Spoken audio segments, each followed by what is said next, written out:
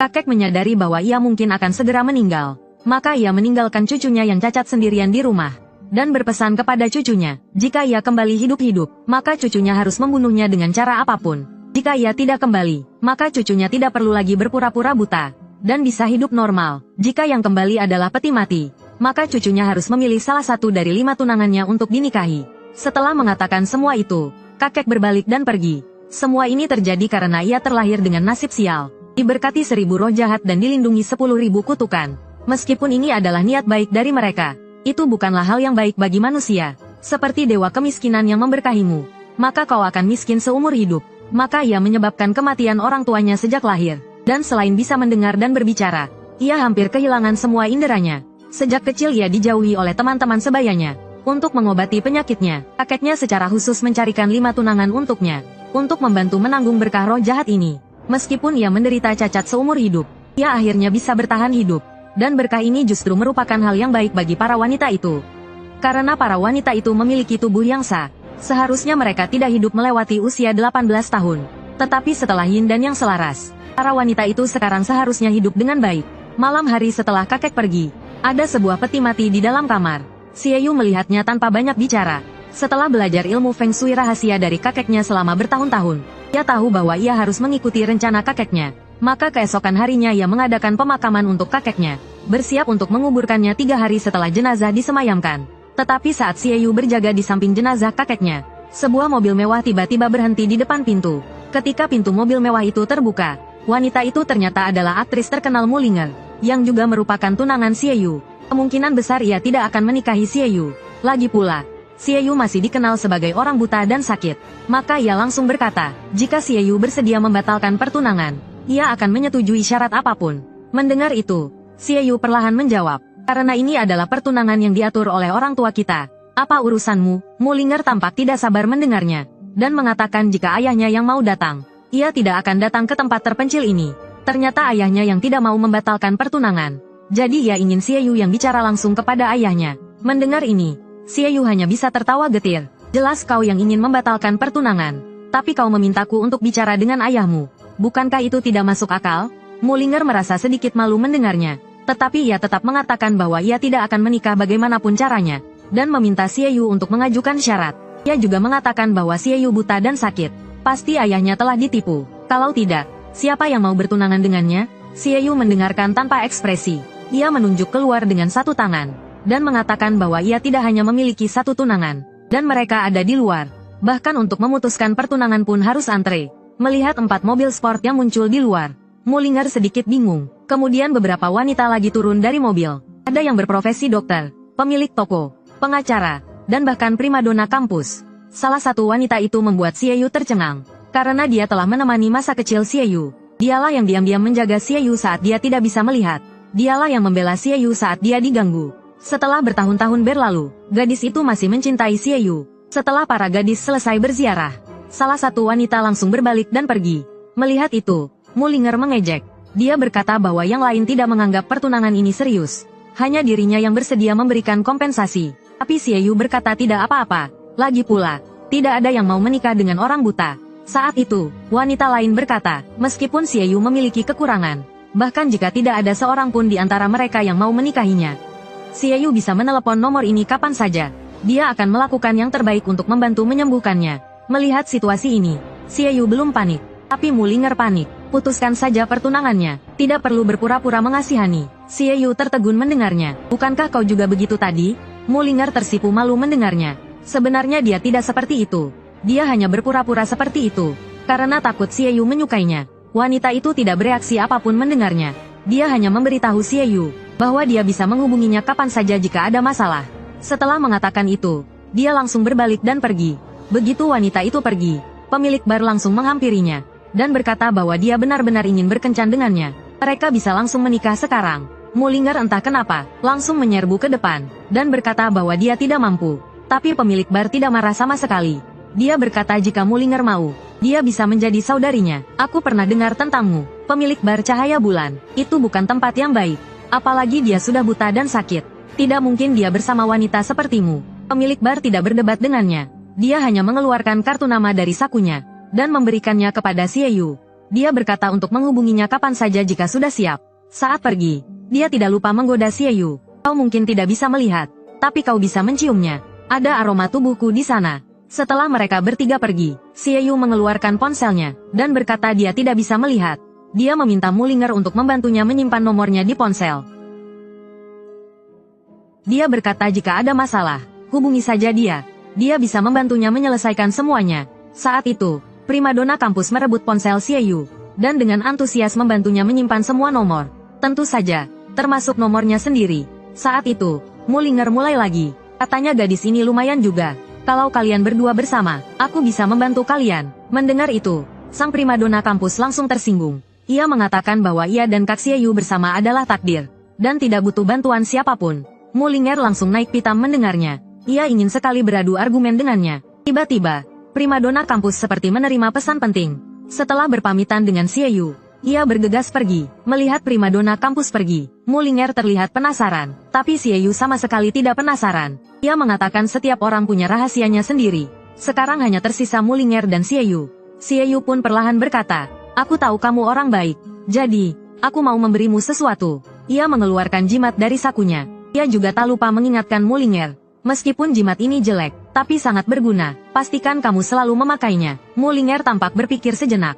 Dengan angkuh, ia berkata ia akan memakainya sesuai suasana hatinya. Lalu ia berbalik dan masuk ke mobil. Tapi para gadis ini tidak tahu bahwa mereka berlima bisa hidup melewati usia 18 tahun karena Xie Yu. Jika mereka tidak menikah dengan Xie Yu, mereka tidak akan hidup melewati usia 30 tahun. Xie Yu juga harus memilih salah satu dari mereka.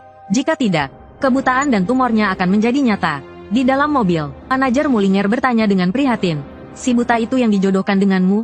Mulinger langsung membentaknya, melarangnya berbicara seperti itu.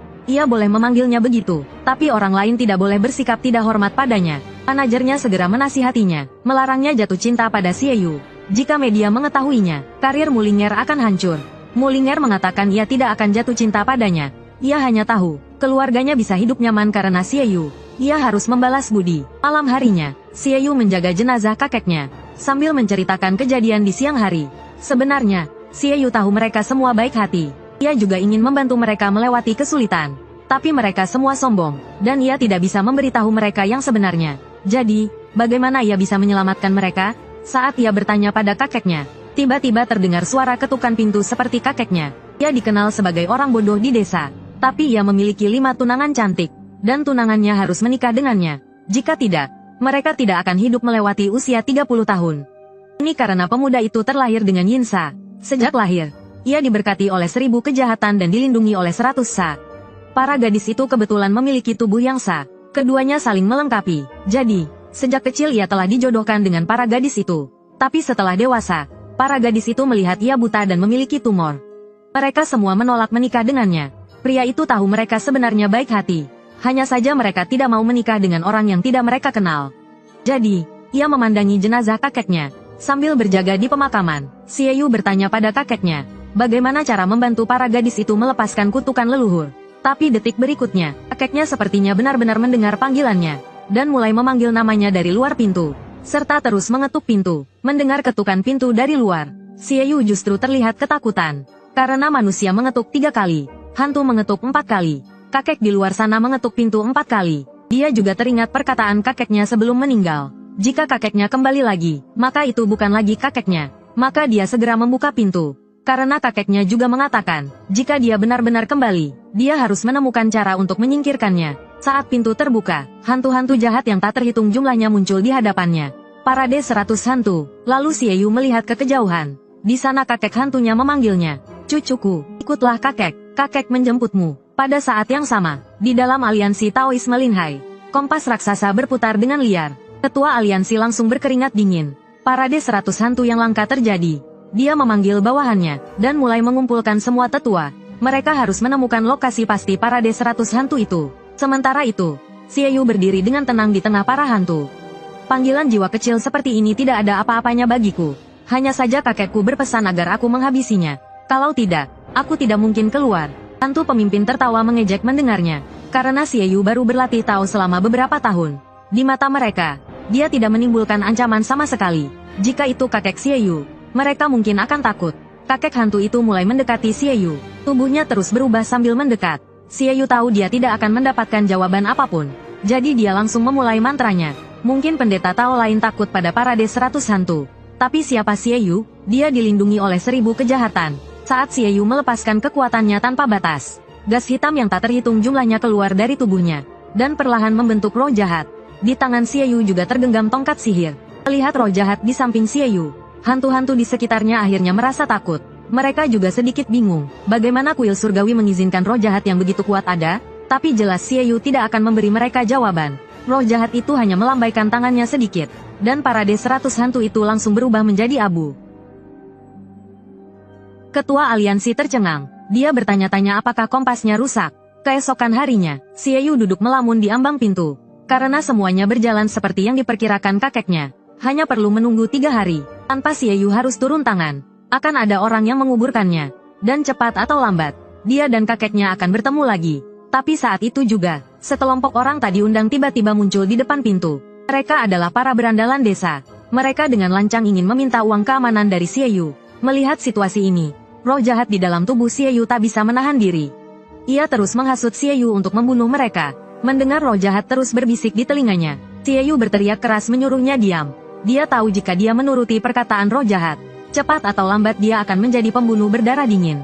Peringatan Xie Yu kepada roh jahat membuat kedua berandalan di depannya kebingungan. Karena di mata mereka, Xie Yu sedang berbicara sendiri. Si rambut pirang yang tersadar langsung berjalan ke arah Xie Yu dan menarik kerah bajunya. Dengan angkuh ia berkata, "Kau bicara dengan siapa seperti itu?"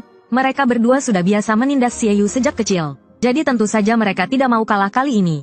Mereka segera bersiap memberi Xie Yu pelajaran. Tapi siapa sangka, sedetik kemudian, wajah si rambut pirang tiba-tiba berubah bentuk. Kemudian terdengar suara benturan bertubi-tubi. Yang membantu Xie Yu adalah sang primadona sekolah. Melihat tatapan dingin sang primadona sekolah. Saat itu, sang primadona sekolahlah yang selalu melindunginya. Tapi sang primadona sekolah baru saja mengusir para berandalan. Masalah baru pun datang. Sejak kecil ia buta dan memiliki tumor. Namun 5 keluarga berebut untuk menikahinya. Dan mereka semua harus menikah dengannya. Jika tidak, mereka tidak akan hidup lebih dari 30 tahun. Hari ini, pria itu baru saja bangun tidur ketika sang primadona sekolah datang menemuinya. Mengatakan ingin berkencan dengannya, dan juga menghabisi para berandalan yang menindasnya di depan pintu. Tapi begitu sang primadona sekolah selesai bicara, sebuah mobil mewah masuk dari luar. Itu adalah tunangan Xie Yu yang lain, seorang pemilik bar. Pemilik toko melihat seseorang datang untuk menggertak Xie Yu. Dengan wajah suram berkata, "Ternyata masih ada orang yang mencari masalah dengan tunanganku. Sepertinya mereka benar-benar tidak menganggapku serius." Sedangkan para preman jelas mengenal pemilik toko, langsung mulai memohon ampun dengan panik. Tapi sama sekali tidak ada gunanya. Langsung diusir keluar oleh anak buahnya satu persatu. Kemudian pemilik toko dengan lembut bersandar di bahu Xie Yu, mengatakan ingin pergi kencan dengan Xie Yu. Adegan ini membuat sang ratu kampus ternganga keheranan. Harusnya aku yang datang duluan. Namun detik berikutnya sang ratu kampus langsung waspada. Karena lawannya adalah seorang wanita kaya terkenal dari ibu kota. Bagaimana mungkin dia mendekati seorang buta tanpa alasan? Jadi langsung bertanya maksud dan tujuannya. Namun pemilik toko mendengar itu tanpa sedikit pun panik. Memeluk tangan Xie Yu lebih erat lagi. Mengatakan dia memiliki perjanjian pernikahan dengan Xie Yu. Hanya ingin menikah saja. Apa ada niat lain? Sang ratu kampus meskipun merasa ragu, tapi tidak bisa berkata apa-apa lagi. Namun pemilik toko tampaknya tidak ingin berhenti. Lanjutkan dengan senyum sinis berkata, "Apakah adik sudah menganggap dirinya sebagai nyonya rumah? Setahuku, tuan muda belum membuat pilihan di antara 5 pertunangan. Memang belum membuat pilihan. Aku juga tidak memaksa Kak Xie Yu harus memilihku. Tapi kau berbeda dengan yang lain. Aku mencium konspirasi dan manipulasi darimu."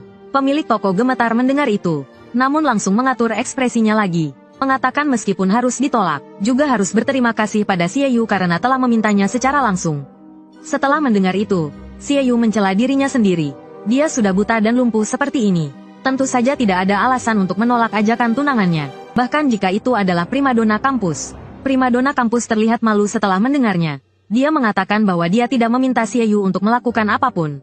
Dia hanya berharap Xie Yu lebih berhati-hati. Xie Yu mengucapkan terima kasih setelah mendengarnya.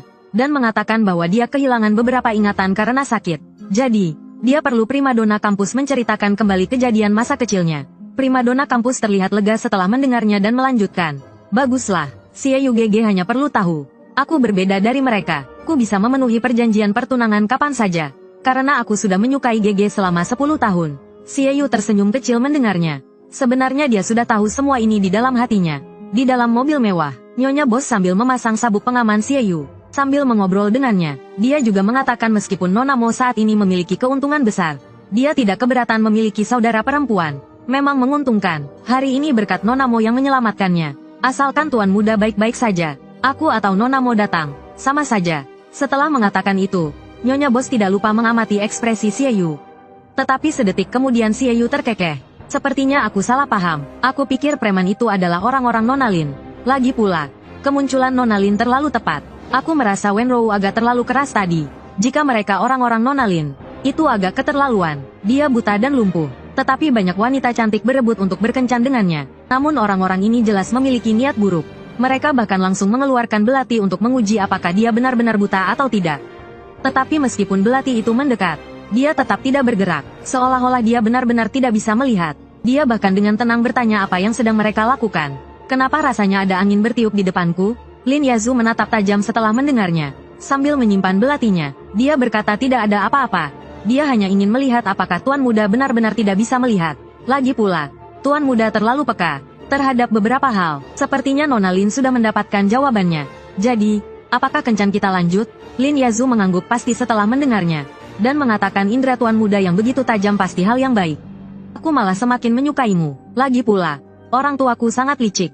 Bagaimana mungkin mereka rugi dalam hal pertunangan? Mungkin mereka salah menilai. Jadi aku ingin melihat sendiri. Orang seperti apa Tuan Muda itu? Setelah mengatakan itu, Lin Yazu menginjak pedal gas, mengendarai mobil mewahnya dan pergi. Dan setelah Xie Yu pergi, rumah lamanya kedatangan tamu lagi. Ternyata itu adalah tunangannya, Mulinger. Mulinger langsung memanggil Xie Yu begitu turun dari mobil. Dia datang hari ini untuk membantu Xie Yu memakamkan kakeknya. Tetapi tidak peduli seberapa keras dia memanggil, tidak ada yang menjawab. Karena hanya Mo Wenrou yang tersisa di rumah, sedang membersihkan rumah Xie Yu. Melihat Mo Wenrou, Mulinger bertanya di mana Xie Yu. Tapi mendengar Mulinger terus memanggil si buta, Mo Wenrou menjadi sangat marah. Dia bilang jika Mulinger memanggilnya si buta lagi, dia akan membuatnya menyesal. Mulinger juga bukan orang yang penurut. Bagaimana mungkin dia mendengarkannya? Dia tetap memanggilnya si buta. Melihat Mulinger tidak mendengarkan, Mo Wenrou langsung menyerang Mulinger. Dalam sekejap, tangannya sudah berada di leher Mulinger. Melihat ini, Mulinger getak ketakutan. Tubuhnya berkeringat dingin. Sedetik kemudian, dia mencoba bersikap tenang dan berkata, karena aku memutuskan untuk merawat si buta itu, aku tentu saja tidak takut padamu. Aku tidak percaya kau benar-benar akan menyakitiku. Sambil mengatakan itu, kakinya gemetar tanpa sadar. Tanpa disangka, Mo Wenrou melepaskan tangannya. Kalau saja bicaramu tidak begitu menyebalkan, kau bisa dibilang baik hati. Melihat Mo Wenrou melepaskannya, Mulinger kembali berani. Dia mengatakan dia memang baik hati. Lalu dia kembali bertanya di mana Xie Yu. Mendengar Lin Yazu membawa Xie Yu pergi, dia terkejut. Lin Yazu bukanlah wanita yang baik. Lalu dia bertanya pada Mo Wenrou, mengapa membiarkan Xie Yu pergi dengan Lin Yazu? Xie Yu memiliki 5 tunangan. Bagaimana dia memilih? Itu terserah padanya. Aku tidak berhak mengambil haknya untuk memilih. Mendengar itu, Mulinger berkomentar kaku. Tanpa banyak berdebat, dia langsung pergi mencari Xie Yu. Sementara itu, Xie Yu telah dibawa ke sebuah rumah mewah. Lin Yazu mengatakan ada seorang senior yang tinggal di sana, rekan bisnisnya, tapi dia menderita penyakit aneh, yang tidak bisa disembuhkan oleh dokter. Jadi dia ingin Xie Yu memeriksanya. Dia bilang kakek Xie Yu sangat hebat, jadi Xie Yu pasti juga hebat. Tapi Xie Yu ingat ajaran kakeknya, dan mengatakan dia buta. Kemampuan kakeknya tidak diturunkan padanya. Tapi Lin Yazu tidak peduli. Dia langsung menggandeng tangan Xie Yu, dan berkata meskipun tidak berobat, mereka tetap bisa berkunjung. Lalu dia membawa Xie Yu ke rumah mewah itu. Yang tidak disangka Xie Yu adalah, untuk menguji apakah dia benar-benar buta, tunangannya membawanya ke rumah hantu. Begitu masuk ke dalam, Xie Yu merasakan aura jahat, dan makhluk jahat di dalam tubuhnya mulai gelisah. Sejak kecil, ada kekuatan jahat di dalam tubuhnya. Xie Yu tahu, tapi tidak pernah menggunakannya. Tapi terakhir kali, untuk mengalahkan Hyaki Yakyo, Xie Yu menggunakan kekuatan itu. Sejak itu, makhluk jahat itu terus membujuk Xie Yu, mengatakan makanan manusia hanya akan membuat Xie Yu semakin lemah. Tapi Xie Yu tidak mungkin menuruti mereka. Saat itu, tiba-tiba, Lin Yazu menunduk dan bertanya pada Xie Yu ada apa. Apakah dia merasakan sesuatu? Tapi untuk menyembunyikan dirinya, Xie Yu hanya bisa menggelengkan kepalanya. Saat itu, pemilik rumah keluar menyambut mereka. Ternyata dia adalah Li Tianfeng, pengusaha terkenal di kota Linhai. Ketiganya mulai berbasa-basi. Lin Yazu mengatakan bahwa dia mendengar Tuan Li sakit. Jadi dia sengaja membawa tunangannya untuk menjenguk. Tapi melihat Li Tianfeng tampak sehat, tidak terlihat sakit sama sekali. Li Tianfeng tertawa dan berkata, itu hanya penyakit lama. Setelah itu, dia menoleh ke arah Xie Yu dan bercanda bahwa Yazu selalu membicarakan Xie Yu. Xie Yu tersenyum tipis. Meskipun saya tidak bisa melihat, tapi perasaan saya cukup akurat. Tuan, sepertinya Anda tidak ingin bertemu saya, kan? Li Tianfeng, yang isi hatinya terungkap. Wajahnya langsung muram, tapi Lin Yazu terlihat senang. Semua ujian di sepanjang jalan menunjukkan bahwa Xie Yu bukanlah orang biasa. Tiba-tiba, sesosok datang di belakang Xie Yu dan memukul keras kursi Xie Yu. Perasaanmu benar, Yazu adalah istri yang dijodohkan kakek untukku. Kau hanya orang buta, tidak pantas untuk Yazu. Orang itu adalah Li Qing, putra tertua keluarga Li. Li Tianfeng tersenyum dan menghentikan Li Qing, mengatakan bahwa urusan pernikahan Yazu, hanya Yazu sendiri yang bisa memutuskan. Keluarga Li tidak berhak ikut campur. Tapi Li Qing masih terus menggerutu. Bagaimana mungkin orang buta pantas untuk Yazu? Lin Yazu tidak tahan lagi. Aku memanggil Tuan Li, paman. Dan aku sebaya dengan ayahmu. Jadi, menurut silsilah keluarga, aku adalah bibimu. Hari ini, aku tidak akan mempermasalahkan kau memanggilnya buta. Tapi jika ada lain kali, itu sama saja dengan menamparkan wajahku. Li Qing terkejut mendengarnya. Dia tidak menyangka Lin Yazu begitu membela orang buta. Memikirkan hal itu, tatapannya menunjukkan sedikit kegilaan. Tapi dia tidak tahu bahwa dia sudah selangkah memasuki gerbang kematian. Karena makhluk jahat di dalam tubuh Xie Yu mengamuk. Sejak memasuki ruangan ini, makhluk jahat di tubuh Xie Yu terus menggeliat. Dan setelah merasakan niat membunuh Li Qing, geliatan makhluk jahat itu semakin menggila. Terus-menerus mendesak Xie Yu untuk memakannya. Xie Yu sudah tidak punya tenaga untuk menghadapi pertengkaran mereka. Dia sedang berusaha keras untuk menekan kekuatan di dalam tubuhnya. Dia tidak menyangka, hanya dengan meminjam kekuatan makhluk itu sekali, makhluk itu bisa mempengaruhinya sampai sejauh ini. Makhluk jahat itu menyadari penekanan Xie Yu, tapi dengan penuh semangat mengatakan bahwa kekuatan ini memang milik Xie Yu. Semakin dia menolak, reaksinya akan semakin besar. Mendengar itu, Xie Yu tampak sedikit kehilangan kendali, dan langsung berdiri sambil berteriak. Tidak akan pernah, tapi dia hanya mengatakan sepatah kata, titik. Ia pun jatuh tersungkur. Melihat itu, Lin Yazu segera menghampirinya. Li Qing masih sempat mengejek Xie Yu. Mendengar itu, tatapan Lin Yazu berubah dingin. Jika kau yang membuat tuan muda terluka, walaupun kau hanya junior yang belum dewasa, aku takkan melepaskanmu.